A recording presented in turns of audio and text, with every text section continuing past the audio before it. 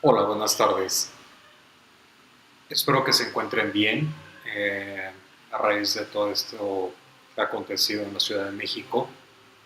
Hoy tengo la virtud de estar con ustedes por medio de esta conferencia o esta plática de manera virtual, en donde abordaremos el tema de protección de datos personales como un elemento adicional a lo que hemos estado abordando durante estas 3 semanas anteriores, que habíamos hablado sobre la Ley General de Transparencia y Acceso a la Información Pública, así como la ley de un poquito de la rendición de cuentas.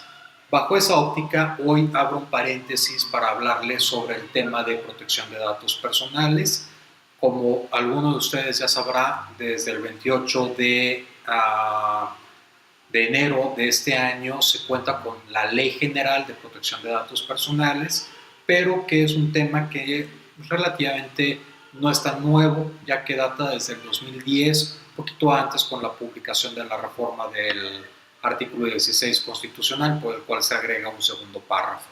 Pero bueno, iniciando el día de hoy, estaremos hablando sobre una pequeña introducción del tema de protección de datos personales, algunas definiciones básicas, así como los principios y las principales obligaciones que devienen de la Ley General de Protección de Datos Personales y de la Ley Federal de Protección de Datos Personales en posesión de particulares, así como los derechos ARCO, acceso, rectificación, cancelación y oposición. Por último, y si nos da un poco de tiempo, hablaremos sobre el derecho al olvido. Iniciando con esta plática, quisiera pasarles este video para hablar un poco sobre o reflexionar sobre la importancia del tema de protección de datos personales, privacidad e intimidad. Veamos.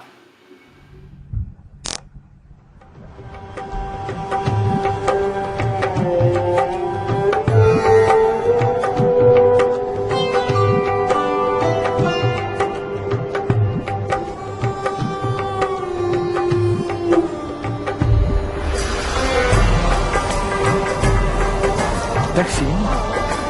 Dus gewoon. Ik zie een school tegen Antwerpen. Ja, Insecten. alsjeblieft. Ik voel 2 insecten op je rug. Kan dat? Ja, vlinders. Slovenië? Ouais. Een moto. Oranje. Pas erop. Zenit. Oui, oui, bien. Je hebt een vriendin. Julie de... Ja. Een boeiend liefdesleven. 3, 4 zelfs. De vierde, daar zwijg ik meestal over, dus dat weten niet veel mensen. Hoe is mijn spierscheur? Maison rouge, balcon blanc. Ja.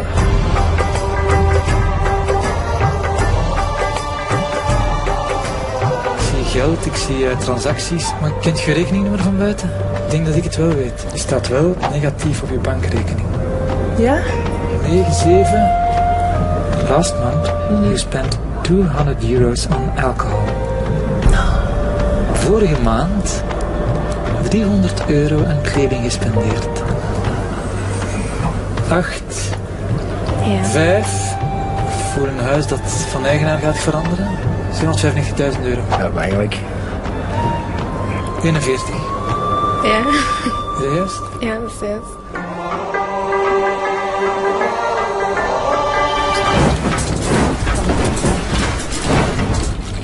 Oh my god. Oh nee. Ah, dat is, ik weet niet hoe eng.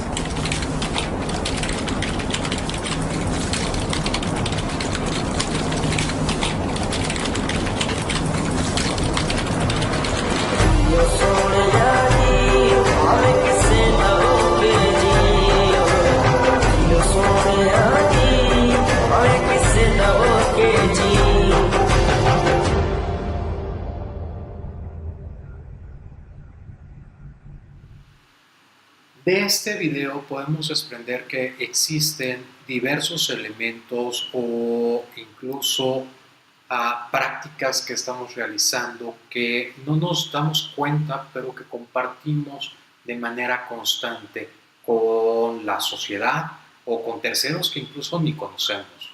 Pero todo parte de 3 derechos fundamentales. El primero es el derecho a la intimidad, el derecho a la privacidad como el segundo, y el derecho a la protección de datos personales, el cual, siempre me gusta ejemplificar que el derecho a la protección de datos personales es un derecho comodín que se encuentra entre el derecho a la intimidad y el derecho a la protección de datos personales.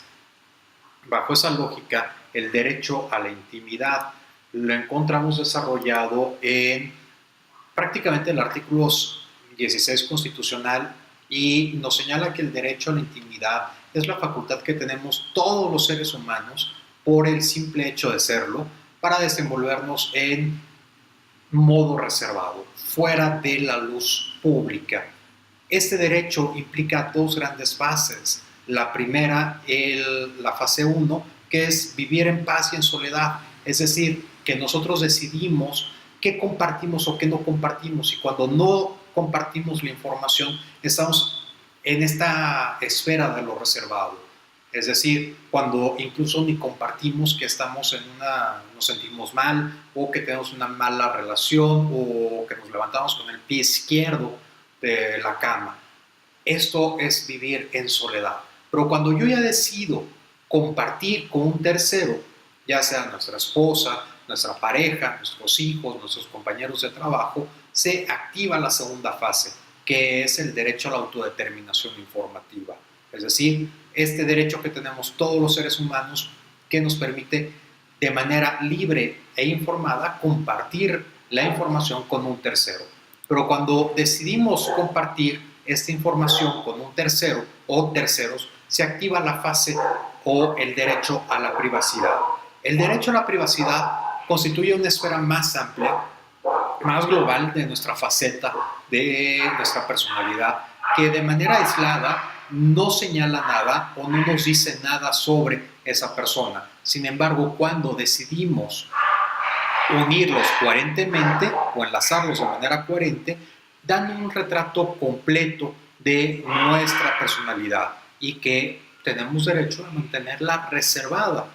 Incluso como dice la imagen, aquí, como ustedes podrán ver, la señorita le dice a su novio que siente que él lo conoce tan bien que incluso acaba de ver su parto o su nacimiento en el Facebook de su mamá. Información que en cierta forma es vergonzosa para él, ¿no? Bueno, continuando, veamos el siguiente video. Vamos a hacer. Hola, ¿qué tal? Buenas. Hola, ¿qué tal? Buenas tardes. Quiero ver estas fotos. ¿En qué formato las quiere? ¿Querer? Yo quiero a Pablo. Ayer estuve en una fiesta. Bueno, ¿qué fiesta? Fuimos a casa de Leticia, mi mejor amiga, que vive en Serrano, 214 bis. O sea, no te haces una idea de los amigos, ¿eh? 5 tíos buenísimos y Pablo el mejor. Chico muy mono, muy majo, ¿no? Que estuvimos hasta las tantas hablando, bailando, tonteando, que si besitos por aquí, besitos por allá. Y fuimos a casa del chico, este amigo de Pablo, que tiene una casa enorme. Y en el coche va mi amiga Leticia y vomita. Una vomitona, estaba flipando, pero bueno, como es el de Pablo, ¿no? Que lo limpie él. Luego en casa del chico este, decidimos subirnos a la habitación. Y ahí en la cama empezamos a hacer el tonto, que se fue para arriba, fue para abajo. Como estaba tan cómoda porque llevaba un conjunto de ropa interior súper sexy. Mira, te voy a enseñar. ¿Te gusta? Sexy, ¿eh? Él pensó lo mismo. Bueno, que me tengo que ir corriendo, que se tengo que cenar a todas mis amigas, ¿vale? Venga, adiós. Hay cosas que no contarías a un extraño. ¿Por qué hacerlo en Internet? Agencia de Protección de Datos de la Comunidad de Madrid. Buenos días. ¿Qué va a tomar? Unas tortitas con un zumo de naranja, que es que tengo un hambre que te mueres. Es que ayer fue la fiesta de una amiga y había una chica bailando en el salón que estaba tremendísima, con un pelazo, con un cuerpazo que te cagas. Y nada, que se empezamos a mirarnos, que se a tontear, que se me acerco. Miro la hora y le digo que es la 1 que tengo otra fiesta. Coge la tía y se apunta y yo flipando. Pero lo malo es que una chica que se llamaba Leti, que es amiga suya, que no se separaba de ella, pues coge y se apunta y encima me vomita en el coche. El coche que es nuevo, que me cuesta una pasta. Pero nada, que llegamos a la fiesta, otra vez, subimos para arriba. Empezamos a hacernos fotos sexys, que si posando y tal. Y es que le hice una foto, mira qué buena está. Está tremenda, ¿eh? Brutal, ¿eh? Y nada, que tengo ganas de llamarla, pero no sé qué hacer. ¿Tú qué harías? Hay cosas que no contarías a un extraño. ¿Por qué hacerlo en Internet? Agencia de Protección de Datos de la Comunidad de Madrid. Como verán, No, prácticamente son situaciones en ambos videos que no fácilmente compartimos con terceros o incluso lo hacemos de manera o en la vida real o en algún otro entorno, pero no lo subimos de manera directa en Internet. Sin embargo, el derecho a la autodeterminación informativa permite a estas personas tener acceso o determinar libremente si comparten o no comparten, pero esta información si cae en una situación o en manos contrarias o personas que pudieran malinterpretar el contenido, bueno, asumirán las consecuencias de esto. Bueno, regresando con el tema que nos ocupa, el común denominador de todos estos elementos del derecho a la intimidad y el derecho a la protección de datos personales, el derecho a la privacidad, son los datos. Y los datos personales es cualquier información relativa a una persona física identificada, primer elemento, y segundo, identificable.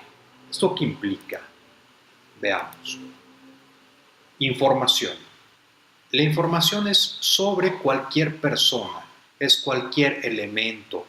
Esto es decir, nuestro nombre, nuestro domicilio, teléfono, correo electrónico, nuestra imagen, nuestras huellas digitales o incluso hasta elementos que no convivimos tan fácilmente o no sabemos de su composición, pero lo tenemos ahí presente, como puede ser el ADN.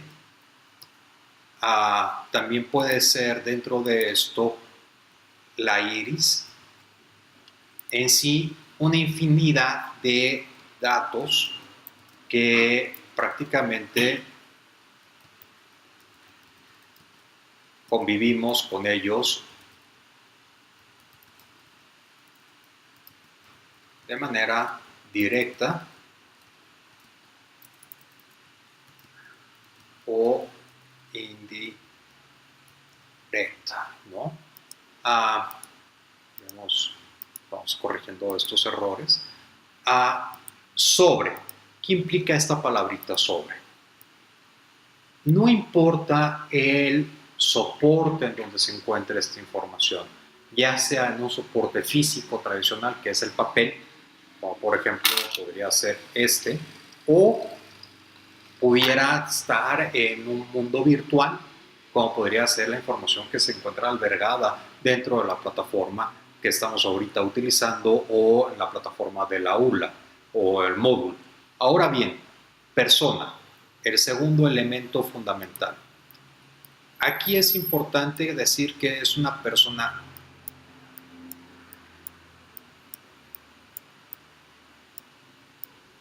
física.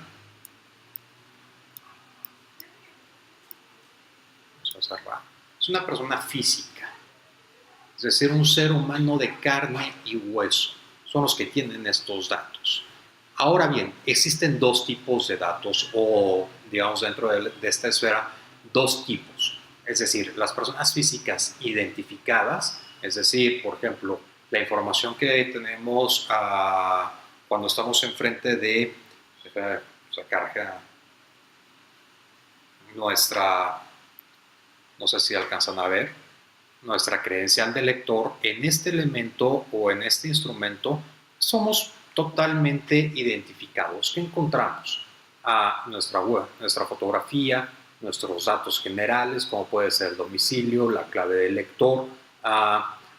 Atrás, en este tipo de credenciales, bueno, la OSR o el dato que les fascina a los bancos incorporar dentro de las credenciales o dentro de los cheques o cuando hacemos alguna transacción, y adicionalmente viene nuestra firma. Bueno, en este instrumento, que es la credencial de lector, somos totalmente identificados. Sin embargo, ¿qué pasa si de esta credencial de lector yo desincorporo la huella digital? Este instrumento o este elemento de la credencial. Realmente la huella digital no dice nada por sí sola. se necesita incorporarse en una base de datos para que esta huella digital se me sea relacionada o me la pongan o digan, esa huella digital es de Rodrigo Santisteban. En ese escenario estamos enfrente de los datos identificables.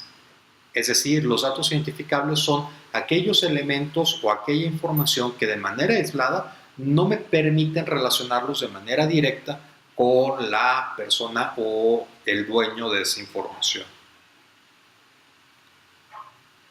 Ahora bien,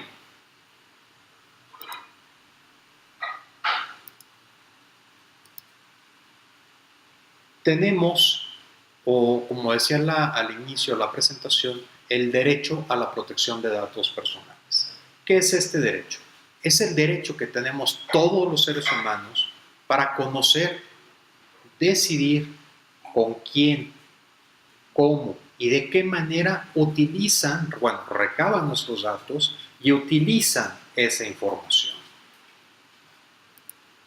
Este derecho tiene como función o finalidad permitirnos el control de nuestra información, evitar a toda costa que exista un acto de discriminación o un mal uso de nuestra información que pudiera llevarnos a ocupar, o desgraciadamente que nos lleva a ocupar por el desconocimiento de este derecho y sus alcances, a ocupar uno de los primeros lugares de robo de identidad a nivel mundial. Este derecho, ¿qué implica en específico? Me va a implicar conocer quién tiene mi información, conocer quién quiere mi información, me va a permitir actualizarla y corregirla, me va a permitir conocer qué información tienen de mí, por qué la tienen y para qué la van a utilizar, es decir, los fines. Y sobre todo, una vez que entregué la información, me va a garantizar este derecho que esa información va a ser guardada con confidencialidad. Es decir, que no todas las personas van a tener acceso a esta información. Y todo esto se logra a través de los derechos ARCO. El derecho de acceso que me permite conocer qué información tienen de mí. Me va a permitir corregirla y en dado caso en que no estuviera de acuerdo con la finalidad que está persiguiéndose con ese tratamiento o con ese procesamiento, me va a permitir cancelar el dato personal o oponerme a su recolección o que se siga tratando esos datos. Aquí hago un paréntesis. El derecho a la cancelación generalmente procede, o por regla general, procede partiendo del supuesto de que existe el consentimiento del titular del dato personal. Mientras que el derecho a la oposición parte de la idea de que no se obtuvo el consentimiento directo del titular de los datos personales o que esos datos ya no están siendo utilizados para la finalidad que fue otorgado el consentimiento en una primera instancia y que ahorita ya no me conviene como titular de esta información, ya no me conviene que siga dando tratamiento. Ahora bien, ya establecido estos conceptos, es necesario adentrarnos a la explicación del por qué nuestro país entra al tema de protección de datos personales y cuál es el antecedente que tenemos actualmente en nuestro país. Valga la redundancia. El tema, realmente, a pesar de que aquí menciona el 2007, data de 1917, cuando sale publicada o entra en vigor nuestra Constitución Política de los Estados Unidos Mexicanos, en la cual señala que en el artículo 16, primer párrafo, que nadie puede ser molestado en su correspondencia, familia, papeles, etc., si no existe una orden judicial previa. Bueno, ese derecho no se desarrolló adecuadamente o se desarrolló de manera parcial en diversos instrumentos, pero en 1964 y en 1994, esas dos fechas, en específico 2 años, en el 64 es importante porque es la Unión Europea o el Consejo de la Unión Europea encarga un estudio sobre el impacto que va a tener las nuevas tecnologías sobre los datos personales o sobre las personas que se encuentran conviviendo con ellas. Y en el 1994 sale una directiva en la Unión Europea, una norma ya que regula todo el viejo continente sobre el tema de protección de datos personales. Y agrega una cláusula muy importante. Señala que ningún Estado o empresa podrá hacer negocios fuera del territorio de la Unión Europea con países o empresas similares o equiparables que no garanticen el nivel de protección de datos personales que la Unión Europea estaba dando. En esa época, más o menos por ahí del 2004-2005, no traigo ahorita la fecha adecuada, México firma el Tratado de Libre Comercio con la Unión Europea. Sin embargo, este tratado no estaba dando los resultados idóneos para fomentar el comercio, y la gran interrogante era el por qué México no podía tener un flujo de información de manera directa. Y es que en su momento se determinó que México no tenía este marco normativo ni constitucional sobre el tema de protección de datos personales. Y es en la reforma del artículo 6 constitucional en el 2007 cuando se incorpora algunos de los elementos o componentes del derecho a la protección de datos. El primero lo encontramos en la fracción segunda, el apartado A, fracción segunda de este artículo, en el que señala que la información relativa a los datos personales que se encuentran en poder del Estado deberán ser protegidos. Hasta ahí quedó la normatividad. Hay que recordar, como veíamos en las clases anteriores, en los antecedentes de las leyes de transparencia, había disposiciones que regulaban el tema de protección de datos, pero estableciéndolo como un límite real sobre la transparencia. Es decir, no se debe publicar de manera abierta los datos personales que se encontraban en poder o en posesión del sujeto obligado, y estos tendrían el carácter de confidencial.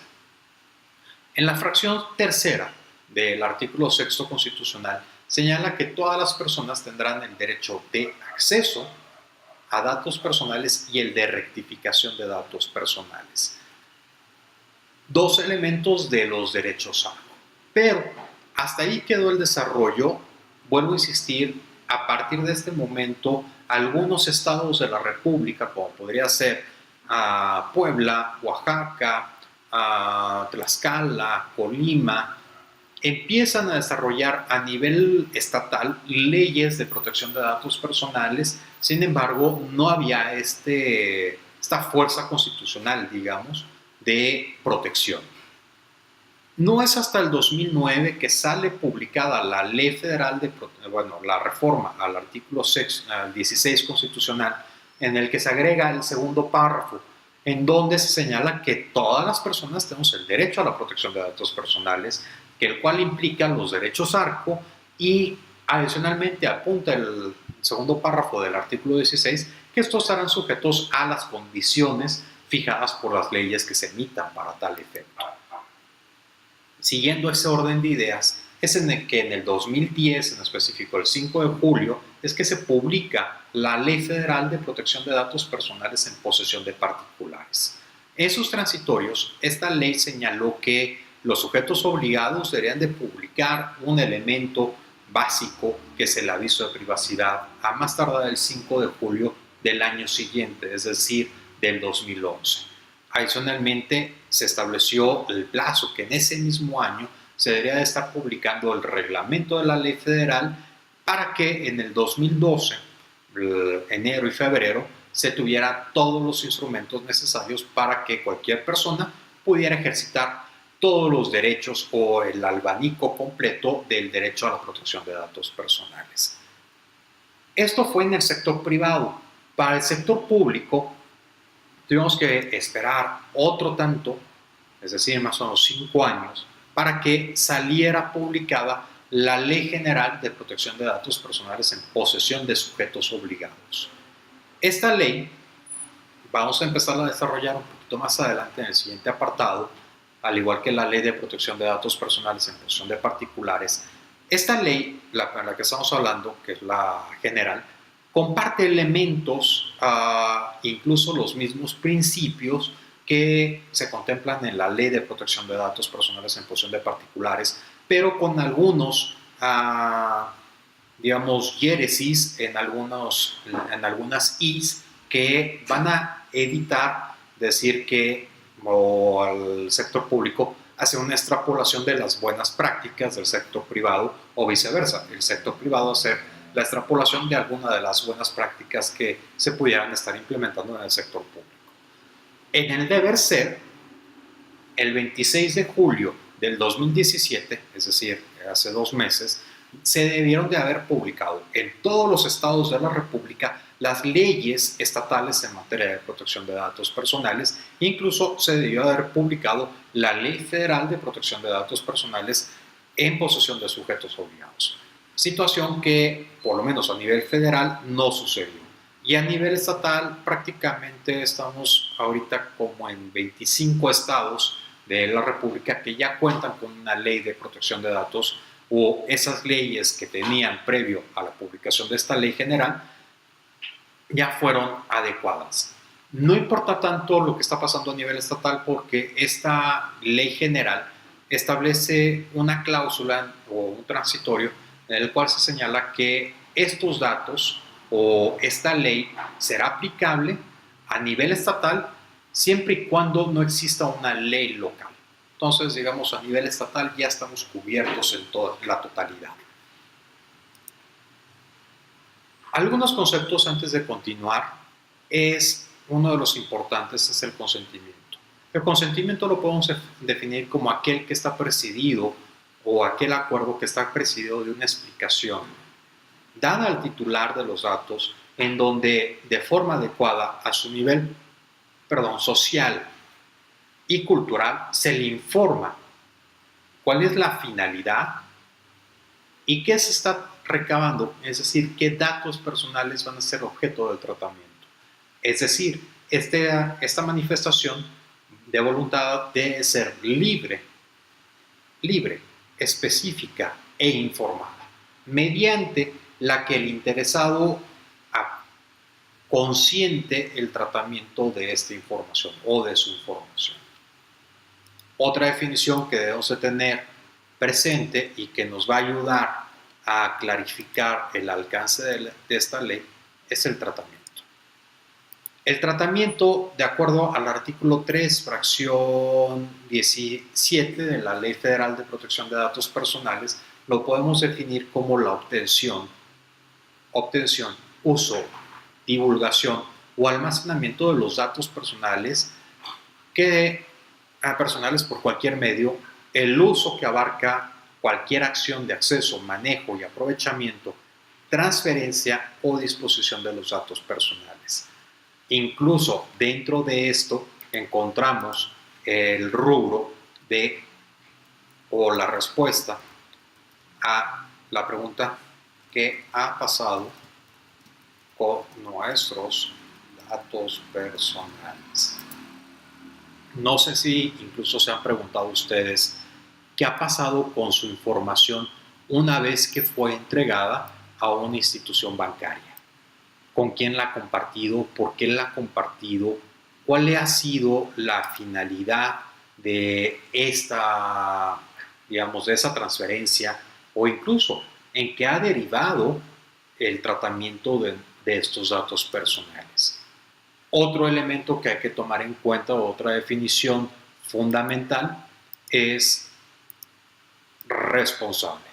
El responsable es la persona física o moral que está recabando y se va a hacer, como su nombre lo dice, responsable del tratamiento de los datos personales. Esta definición aplica para el sector privado. Para el sector público, el responsable es cualquier persona física, es cualquier sujeto obligado del Estado. Vamos entendiendo, esto es como la autoridad, gobierno, poder ejecutivo, poder legislativo, poder judicial, en los 3 niveles. Vamos a saludar a Sergio, que se acaba de conectar.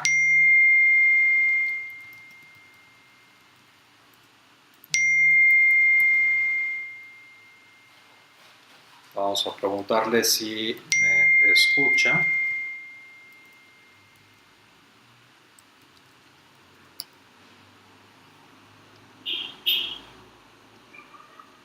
Entonces, perdonarán, en ocasiones tenemos otras obligaciones también y que hay que contestar.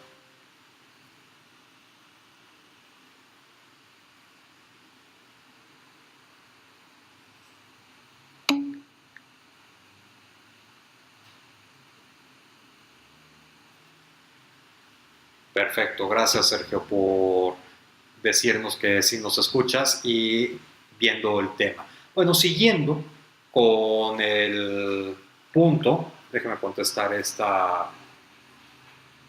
mensaje.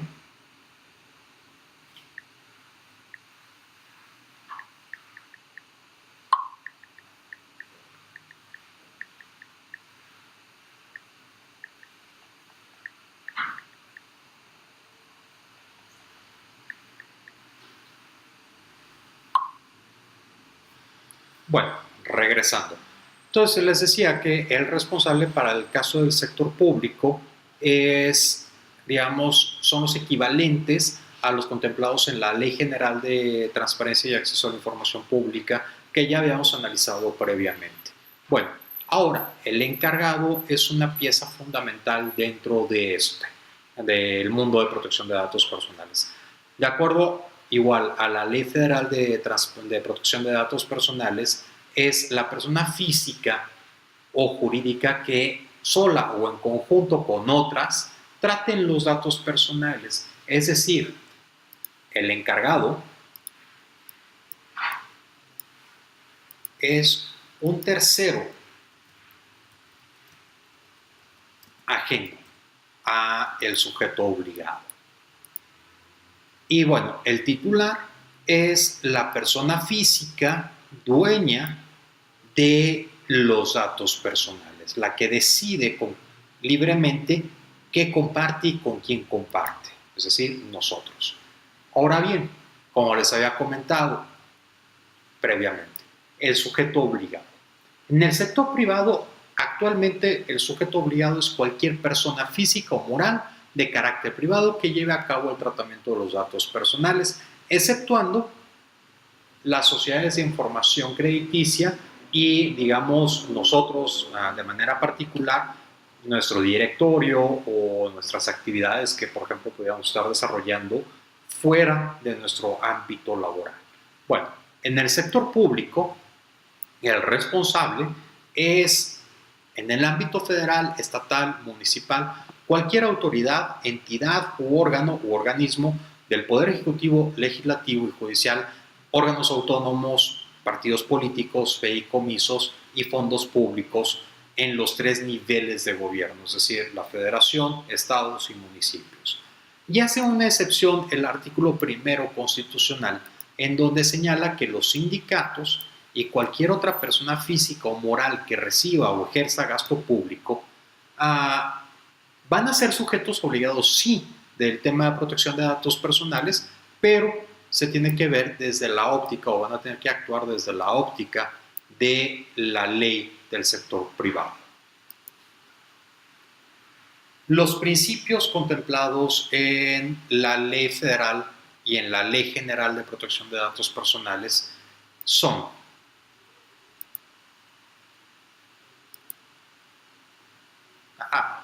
bueno, en la otra diapositiva se veían, pero bueno, vamos a ir desarrollándolo. Estos son el principio de licitud. Implica en ambos supuestos, en el sector privado y en el sector público, que existe un marco jurídico que va a permitir al sujeto obligado, al responsable, poder recabar los datos personales. Por ejemplo, el Código de Comercio o la Ley Federal de Trabajo. La Ley Federal del Trabajo no dice en una primera instancia que en el proceso de selección y reclutamiento o ya establecida la relación laboral se debe recabar el nombre, domicilio, teléfono, fotografía, etc. del titular de los datos. Sin embargo, es el fundamento que me permite establecer una certeza o dar una certeza jurídica a la relación jurídica que deriva de la Ley Federal del Trabajo. El siguiente principio, bueno, para cumplir con el principio de licitud, nos señala o es importante establecer que existe un marco normativo que la obtención o se obtenga el consentimiento directo del titular y, sobre todo, que sea necesario para el cumplimiento de una finalidad, es decir, para el cumplimiento de la respuesta que demos a las preguntas ¿por qué y para qué? ¿Por qué requiero el dato personal y para qué lo voy a utilizar? Bueno, en este contexto, también para su cumplimiento debemos de garantizar que se proteja los intereses superiores del titular de los datos personales. Bueno, ustedes habrán escuchado que tengo dos perritos, una acaba de ladrar. Si escuchan esto, no se espanten, son mis perros que están aquí en casa. Pero bueno, regresando de este paréntesis. El consentimiento, como lo habíamos visto, es la manifestación de la voluntad del titular de los datos personales mediante el cual consiente el tratamiento de estos. El consentimiento o los tipos de consentimiento son dos. Vamos a hacer el cambio de diapositiva para que de pantalla. Permítanme compartir aplicación. Una aplicación en la pantalla y vamos hacia esta.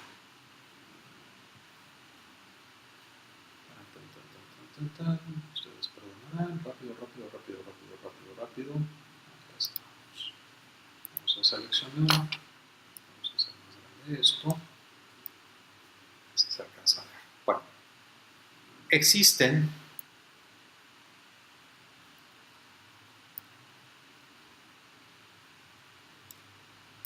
dos tipos de consentimiento contemplados en ambas leyes. El primero es el consentimiento expreso. El consentimiento expreso, por su nombre como lo indica, debe estar manifestado por escrito o por algún medio electrónico que dé garantía de que efectivamente nosotros entregamos ese consentimiento. ¿Cuándo se requiere? En el sector privado se va a requerir el consentimiento cuando estemos enfrente de datos patrimoniales. ¿Cuáles son estos datos patrimoniales? Todo lo que tenga que ver con el dinero. Incluso los que son servidores públicos también entra dentro de este marco de dato patrimonial la declaración patrimonial o la famosa de 3 de 3. Adicionalmente, también van a encontrar o va a entrar dentro del consentimiento expreso cuando el responsable está recabando datos sensibles. ¿Cuáles son los datos sensibles? Bueno, tiene que ver con nuestro estado de salud presente, bueno, pasada, presente y futura, ya sea salud física o mental, todo lo que tiene que ver con la preferencia sexual, los datos de menores de edad, es decir, de 18 hacia abajo, cualquier tipo de información o aquella información que unida puede generar un acto de discriminación hacia el particular. En esos casos será requerido el consentimiento expreso en el sector privado. En el sector público más o menos sigue la misma lógica, en específico para los datos sensibles, o incluso está la prohibición en ambos sectores de evitar recabar o crear unas bases de datos con el fin exclusivo de recabar los datos sensibles. Sin embargo, cuando el gobierno decide recabar datos personales, ya sea de tipo patrimonial, no va a requerir el consentimiento expreso, sino que vamos a ir al consentimiento tácito. El consentimiento tácito, ¿por qué? Porque en teoría el gobierno, a través del principio de licitud, tiene las facultades de recabar ese dato personal. Bueno, y como habíamos visto previamente, los datos personales o el requisito fundamental para que esté o se haya configurado el consentimiento es que tiene que ser libre, inequívoco, específico e informado. Bueno, regresando con la presentación que traíamos, permítanme compartir y déjenme seleccionar la diapositiva que corresponde para no marearlos.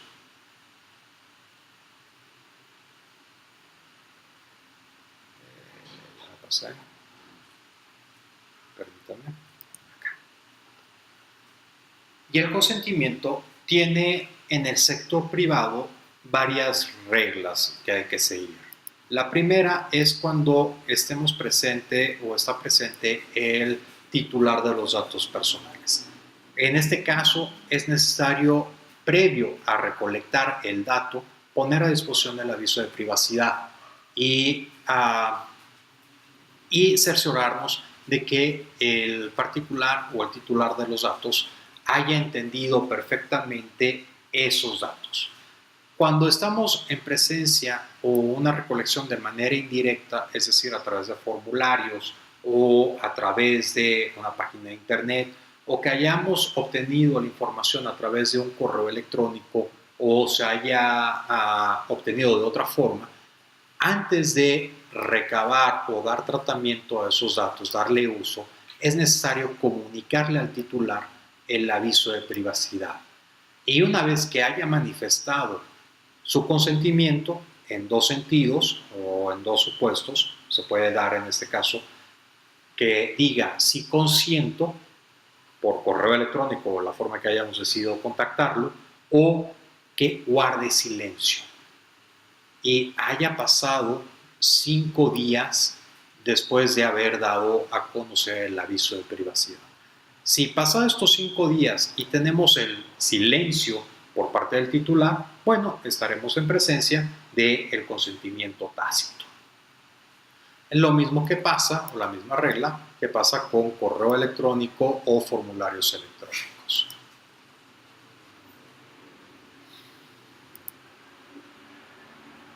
Vamos a ver si hay alguien conectado todavía.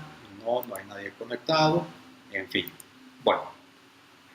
El principio de información es una de las piezas fundamentales del tema de protección de datos personales, que en resumen es el aviso de privacidad. El aviso de privacidad va a dar respuesta tanto en el sector público como en el sector privado a estas interrogantes. ¿Cómo? Bueno, ¿quién recaba? ¿Por qué recaba? Y adicionalmente, ¿cómo puedo controlar mis datos personales? El aviso de privacidad debe de acuerdo a los lineamientos de protección, o a los lineamientos del aviso de privacidad en el sector privado y en la ley general, debe determinar de manera clara los alcances y las condiciones generales del tratamiento, los medios por el cual el titular puede tomar una decisión informada de si otorga o no otorga el consentimiento, y adicionalmente debe señalar la forma de control que tiene el titular sobre sus datos personales, es decir, cómo va a ejercitar los derechos ARCO. O en el sector privado, si se va a incluir esa información digamos, se va a utilizar esa información para fines de mercadotecnia,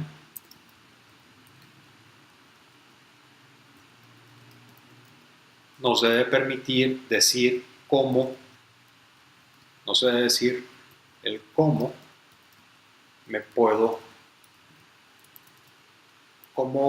puedo, mejor dicho,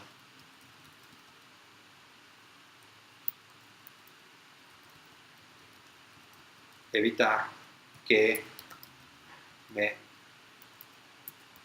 manden publicidad.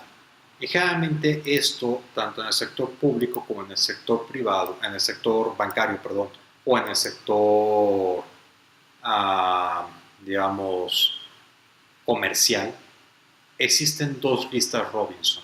Estas listas Robinson son un listado en donde tú llamas y dices, oye, no quiero recibir más llamadas telefónicas de...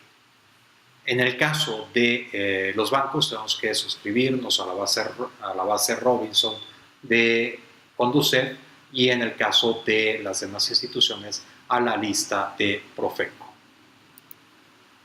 Bueno, el aviso de privacidad, los elementos de forma que deben los elementos fundamentales, deben estar redactado en un lenguaje sencillo, es decir, que cualquier persona lo entienda. No podemos utilizar frases engañosas. Típicamente los abogados llegábamos a utilizar nuestros escritos, o incluso así nos enseñaron, a utilizar la palabra entre otros de manera enunciativa, por mencionar el famoso y o. Esos datos o esas frases ya no podemos estarlas utilizando dentro del aviso de privacidad. También debemos de considerar el nivel socioeconómico y el nivel cultural que tienen las personas. Si no saben leer o tienen un impedimento visual o auditivo, tenemos que buscar la forma de hacerles llegar este aviso de privacidad para que lo puedan entender. No debemos de inducir al error, no debe haber casillas preseleccionadas. Estas casillas, por ejemplo, están presentes para evitar que manden publicidad, o el señalamiento que se otorga el consentimiento expreso o tácito en el aviso de privacidad. No debe estar presente o estar seleccionadas estas casillas, y no deben de remitir a textos o ligas inexistentes.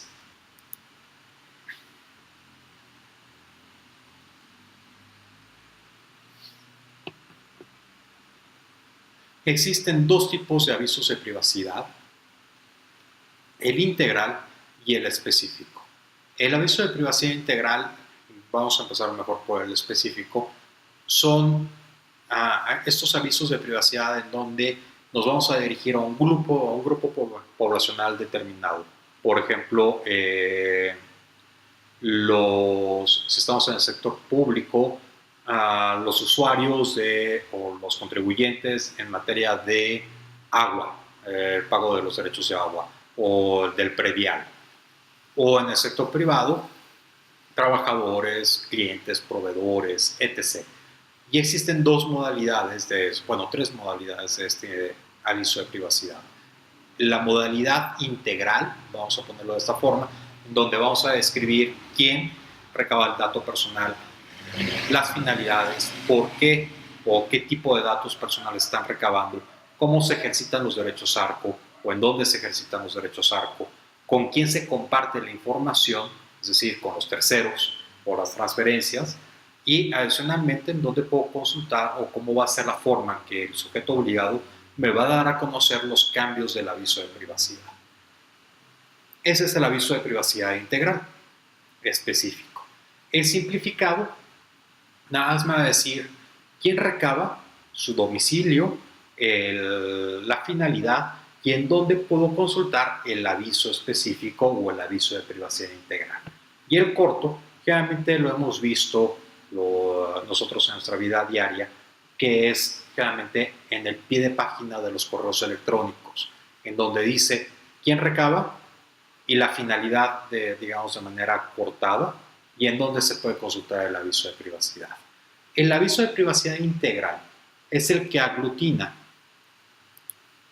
todas estas finalidades, todos esos datos personales y todas esas transferencias que se realizan con terceros, y del cual también pueden surgir avisos de privacidad simplificados y avisos de privacidad cortos.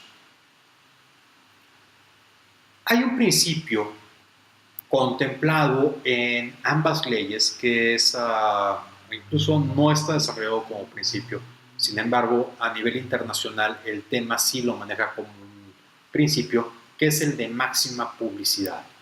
Y implica la obligación que tiene el sujeto obligado 19 horas. de dar a conocer por cualquier medio o medios que él considere suficientes e idóneos que le permitan abarcar la mayor cantidad de población.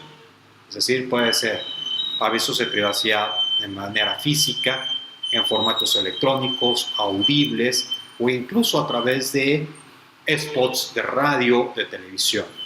Incluso si ustedes han hablado, por ejemplo, a Gas Natural, a Cablevisión o a Easy o a todos estos tipos de proveedores que señalan que usted puede consultar nuestro aviso de privacidad en www, bueno, están utilizando o están empleando este aviso de privacidad, bueno, este principio, perdón. Permítame. Que descanses. Vete con cuidado. Bueno, los elementos de forma y que deben de estar presentes en los avisos de privacidad, ya sea del sector público o del sector privado, son identidad, es decir, quién recaba el dato personal, el domicilio, en dónde puede o en dónde se encuentra esta persona, los datos de las personas o los datos personales que están recabando con el señalamiento específico de los datos personales sensibles, la finalidad del dato o el por qué o el que está justificando el por qué está recabando estos datos y adicionalmente los mecanismos para que las personas puedan decir, oye, no me interesa que utilices mis datos personales para finalidades secundarias. ¿Cuáles son estas finalidades secundarias? Se preguntarán. Bueno, las finalidades secundarias son las que no justifican por sí solas el tratamiento del dato personal. Por ejemplo, como ha señalado el INAI, esa finalidad secundaria puede ser la de mercadotecnia, la de prospección, etc. Las transferencias, es decir, con quién estoy comunicando o transfiriendo los datos personales. Un típico ejemplo de las transferencias que hacen en el sector privado es todos los patrones tienen la obligación, si tienen, digamos, valga la redundancia, trabajadores, tienen la obligación de transferir los datos personales de estos por ejemplo, al IMSS. Y su finalidad es para darle la seguridad social, el derecho que tienen estas personas. O incluso pasar lo mismo con el Infonavit, el Fobiste, el ISSSTE, etc. Adicionalmente, tengo que señalar el nombre de a quién le estoy transfiriendo y sobre todo tengo que decir o dar respuesta dentro de esto del por qué. ¿Por qué es necesario transferir esos datos personales? Bueno, adicionalmente tengo que señalar o darle la posibilidad al titular de que se oponga a esa transferencia. Otro elemento de forma es cómo voy a ejercitar los derechos ARCO. En el caso del sector privado, tenemos que desarrollar todo el proceso, es decir, tenemos que señalar en dónde tienen que presentar la solicitud, cuáles son los requisitos, cuáles son los plazos para presentar esta solicitud. En el caso del sector público, basta con el señalamiento de dónde se encuentra la unidad de transparencia. La unidad de transparencia es la misma que está desarrollada en la Ley General de transparencia y acceso a la información pública. En el sector privado se agrega este elemento que lo hace o factor distintivo del aviso de privacidad del sector público, que es el derecho a la revocación. En el sector privado podemos en cualquier momento revocar el consentimiento otorgado previamente. No se ha desarrollado los alcances de este derecho en nuestro país. Sin embargo, siguiendo un poquito la lógica desarrollada por el legislador, podemos decir que la revocación debe estar procediendo aproximadamente en un plazo de 10 a 20 días o al mes de haber otorgado el consentimiento previo al tratamiento. Sin embargo, tengo un segundo pensamiento y decido que no quiero que sigan tratando mis datos personales. Entonces ejercitas el derecho de revocación. En tal supuesto, hay que señalar en el aviso de privacidad, igual que pasa con los derechos ARCO, el medio para ejercitarlo, el procedimiento, sus requisitos y el tiempo que se toma el sujeto obligado para dar respuesta. En el derecho ARCO, al igual que el de revocación, los plazos para atenderlos son en el sector privado es de 15 días, en el sector público es de 15 días y en el sector privado es de 20 días. Otro elemento fundamental que va a estar presente, ¿cómo voy a limitar el uso de los datos personales? O limitar la instalación, por ejemplo, de las cookies. Si nos damos cuenta cuando ingresamos a una página de internet, siempre o por la mayoría del tiempo se nos instalan las galletitas y esas galletitas obtienen de manera anónima información de nosotros, como por ejemplo puede ser la IP de la computadora, los datos de la MAC address o incluso puede estar recabando el nombre de usuario o el correo electrónico empleado, el tiempo de estadía dentro de una página de internet, los clics que se hacen, etc. Entonces, el aviso de privacidad o el principio de información en específico, siguiendo con cómo voy a limitar el uso, me debe permitir o avisar los mecanismos de cómo puedo limitar la instalación de esas herramientas en mi computadora.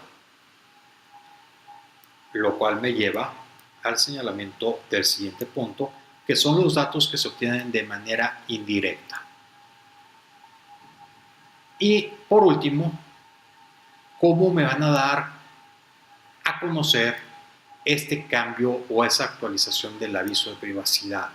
Es decir, va a ser a través de www, es decir, a través de una página de internet o a través de correo electrónico, teléfono, etc. Y un elemento adicional, hay que agregar la fecha de actualización de ese aviso de privacidad. Veamos el siguiente video. Lo tienes que saber. Vamos a ver cuántas personas me dan su teléfono. ¿Cómo para qué? Para hablarte. No, gracias. ¿No? Solo tú eres dueño de tus datos personales. Si no se los das a cualquier persona, tampoco se los des a cualquier empresa. Para hablarte. Protege tus datos personales. Y si quieres dárselos a alguien, asegúrate de a quién se los proporcionas. Pide el aviso de privacidad. Si hacen mal uso de tus datos, llama a el INAI. El INAI te defiende. Instituto Nacional de Transparencia y Protección de Datos. El INAI, y hay que criticar en cierta forma el INAI. En su momento, cuando se inició todo el tema de protección de datos personales en el sector privado, salió un anuncio que no he encontrado en internet, que decía que sobre aviso no hay engaño, diciendo que el comercial decía que en el 2011 entraba en plena vigencia la Ley Federal de Protección, en el 2012, perdón, entraba en plena vigencia la Ley Federal de Protección de Datos Personales y que deberían de publicar el aviso de privacidad. Sin embargo, como hemos estado viendo, el aviso de privacidad es más o menos el 1% de las 295 obligaciones o casi 300 obligaciones que tiene el sector privado, al igual que el sector público. Sin embargo, muchas de las empresas o de los sujetos obligados se quedaron con la idea de que se cumplía el tema de protección de datos personales con el simple hecho de tener el aviso de privacidad, lo cual es totalmente falso. Bueno, regresando con la presentación que teníamos puesta,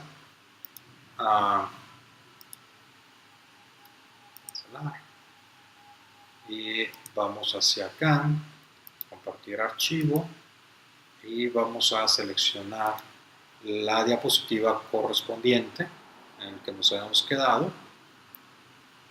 Ustedes me permitirán.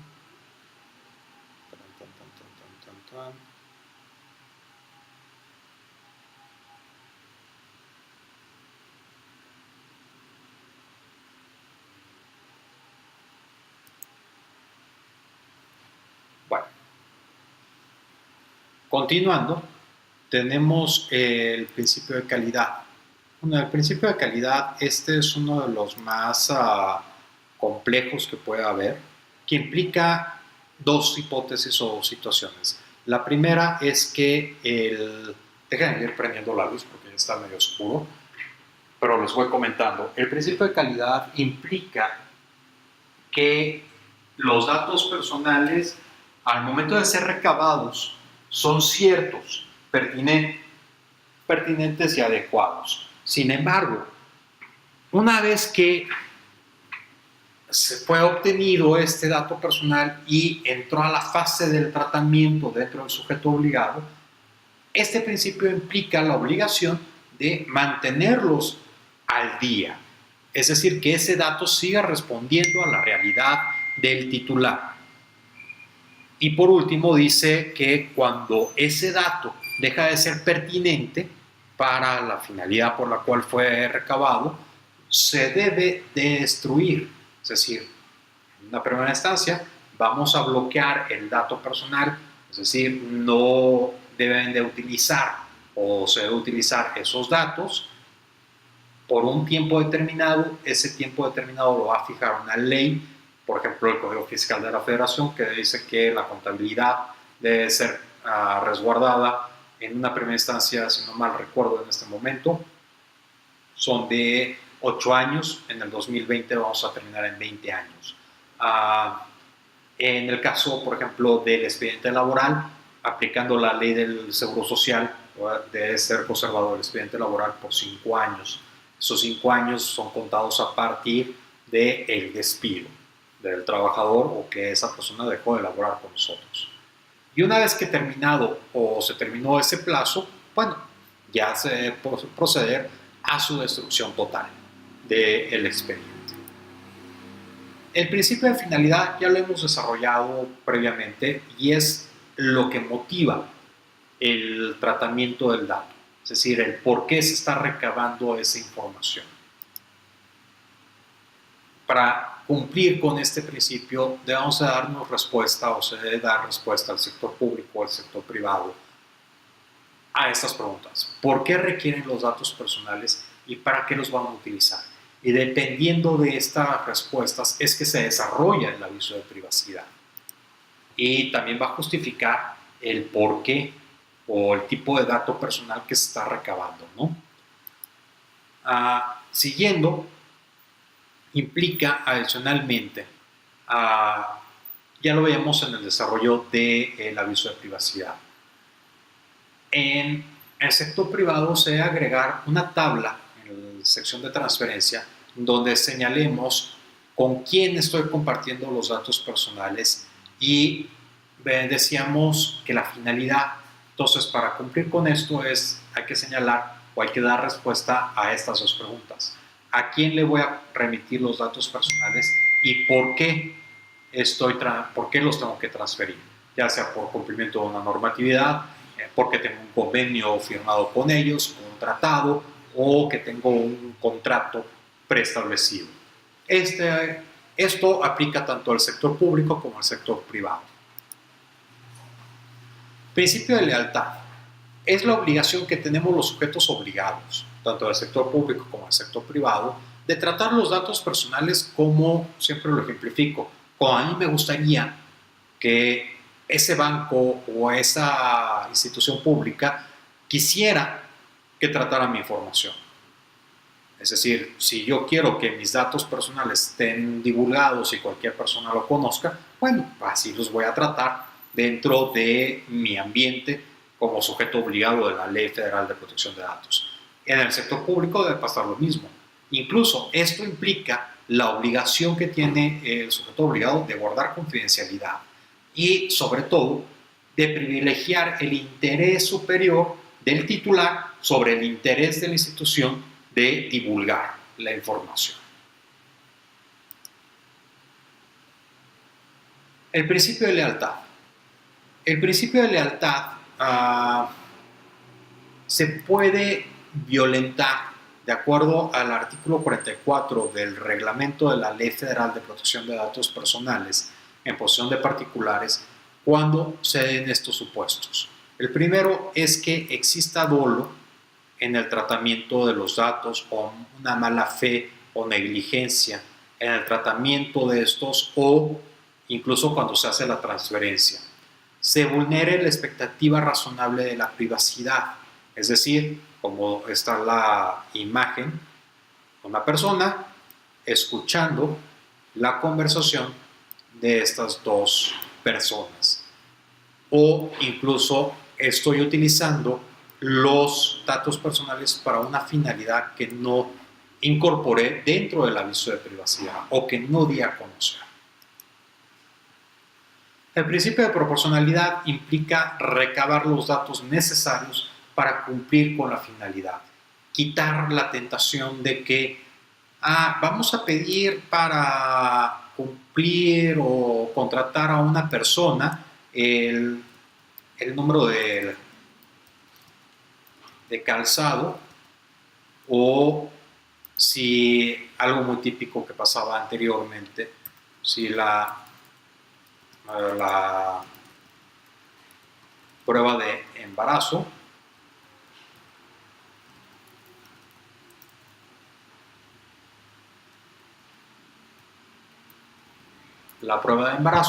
o aquellos datos que son innecesarios para cumplir con esta finalidad.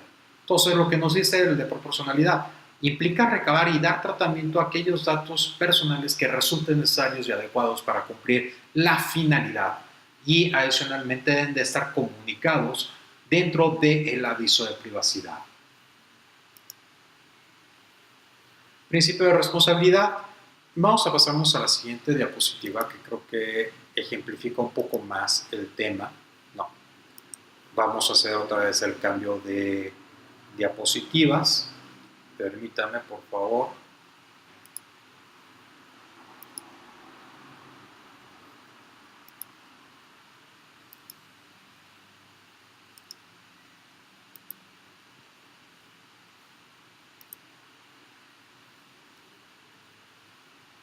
Y vamos a buscar la diapositiva correspondiente.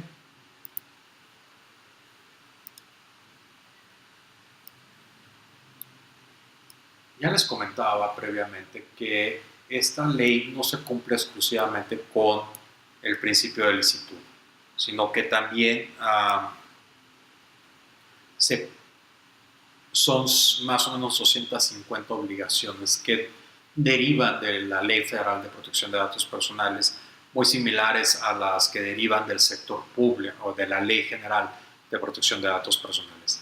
Estas derivan del principio de responsabilidad. No nos da tiempo del desarrollo completo de todo. Cuando me han pedido dar un curso sobre el tema de protección de datos personales y me piden desarrollar el principio de responsabilidad, les digo, necesito más o menos alrededor de 45 a 60 horas para desarrollarlo. Entonces voy a tratar de hacer un micro resumen de estos elementos. Se debe contemplar una política o programa de seguridad. Eso es en el sector privado. En el sector público, la política de privacidad se le denomina documento de seguridad. Este documento de seguridad o esta política de privacidad debe reunir o ejemplificar todos estos 9 elementos contemplados que estamos desarrollando en la diapositiva, pero adicionalmente se debe agregar la trazabilidad de los datos personales, es decir, cómo entra el dato personal, con quién se comparte dentro de la organización, hasta el punto final que es cómo se va a dar de baja ese dato o ese archivo del sistema. De contemplar adicionalmente un programa anual de capacitación. Ese programa anual de capacitación ha sido mal entendido tanto por el sector público como el sector privado, diciendo que solamente las cabezas son los que deben de ser capacitados en la materia, y es totalmente erróneo. Este curso de capacitación o esta capacitación en materia de protección de datos va desde el personal de intendencia, el personal sindicalizado, hasta en su momento hasta el titular de la dependencia o incluso el director general de la empresa o el presidente, etc. Adicionalmente, debe haber un proceso de auditoría constante y permanente del tema de protección de datos personales, de los niveles de seguridad, es decir, cuáles son los protocolos que estoy empleando para garantizar que los datos personales no sean compartidos con terceros, cómo destinar los recursos económicos, que es el punto 4. ¿Y esto qué implica? ¿Destinar qué? ¿A qué? Desde software que voy a emplear para garantizar los niveles de seguridad. Si se dan cuenta en su navegador, por ejemplo, un nivel de software adecuado, si se dan cuenta en el navegador, en la parte superior, donde viene la dirección, les va a aparecer un candadito.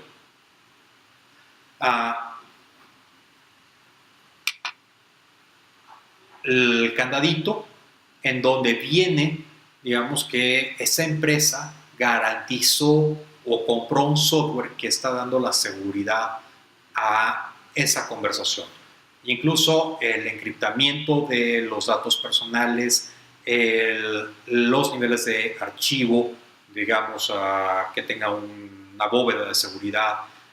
Adicionalmente, en este rubro también se debe estar estableciendo los mecanismos o contemplar, digamos, en dónde las sedes alternas voy a almacenar la información para poder resguardar la información y poderla recuperar en un caso de catástrofe, o lo que pasó con el WannaCry, el hackeo que tuvimos a nivel internacional, donde pedían un rescate por la información.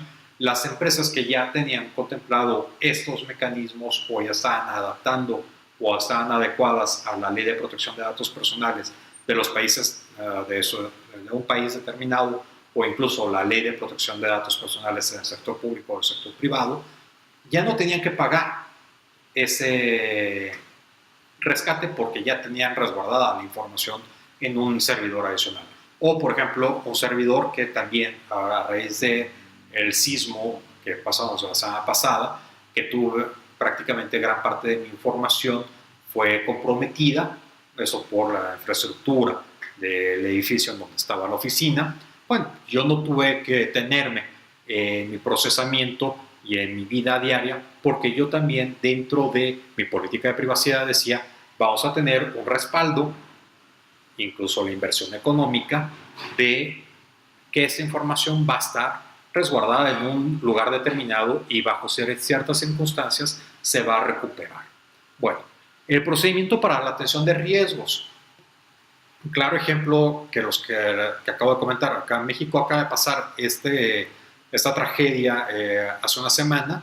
Entonces, a ver, ¿cómo voy a mitigar y cómo voy a hacer que mi negocio, o el sector público, cuando se ve comprometida la información, cómo voy a reanudar de manera práctica y de inmediato mi funcionamiento relacionado con los datos personales? Bueno, adicionalmente, un elemento fundamental es el de trazabilidad de los datos. Como les comentaba, es cómo ingresa el dato personal, cómo se comunica la información dentro de las diversas áreas, hasta cómo se comunica la información con terceros ajenos o los encargados, y cómo voy a destruir la información en su momento, y cómo voy a garantizar que ese tercero que le he compartido la información no va a revelar el dato con otras personas. Y el aseguramiento de los datos personales va muy relacionado con lo que les había dicho previamente. Vamos a regresar a las diapositivas que estábamos manejando. Permítanme. Y ya estamos casi por terminar esta transmisión.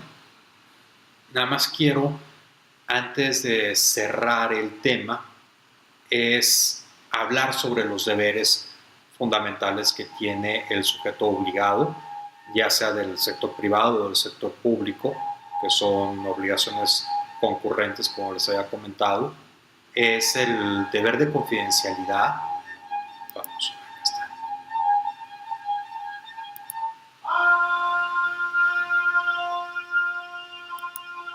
El deber de confidencialidad implica la obligación que tienen todos los, digamos, el sujeto obligado, sus trabajadores o el servidor público de guardar secreto de la información relativa a los datos personales y garantizar que solamente las personas autorizadas o con los privilegios adecuados van a tener acceso a esa información dentro de esa organización, o incluso cuando estoy comunicando a terceros los datos personales, ¿cómo voy a garantizar digamos, el nivel de confidencialidad? El otro elemento fundamental contemplado dentro del tema de protección de datos personales es el de disponibilidad. ¿Qué implica?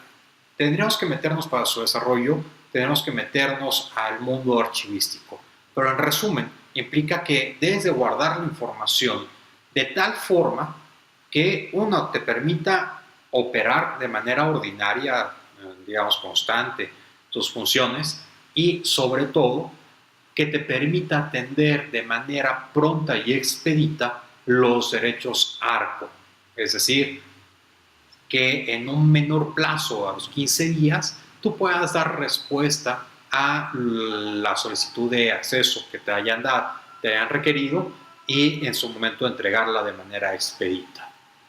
Bueno, con esto estoy terminando mi intervención el día de hoy. Espero que haya sido de su interés. Cualquier duda, comentario o sugerencia, no olviden llamarme. Tomen la libertad, tenemos los medios de comunicación en la plataforma, de mandar un mensaje, de subir en la plataforma del foro de participación o en los foros de dudas generales. Si tienen alguna duda, no duden en contactarme. Les recuerdo, los plazos siguen más o menos ordinarios. Tienen que subir el foro y la tarea individual, bueno, el avance de la semana 4 dentro de los plazos.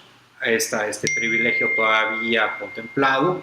Sin embargo, en donde no va a haber tolerancia, de acuerdo a lo que nos han comentado, es en la entrega del quinto informe o la conclusión del proyecto, es decir, de la quinta semana.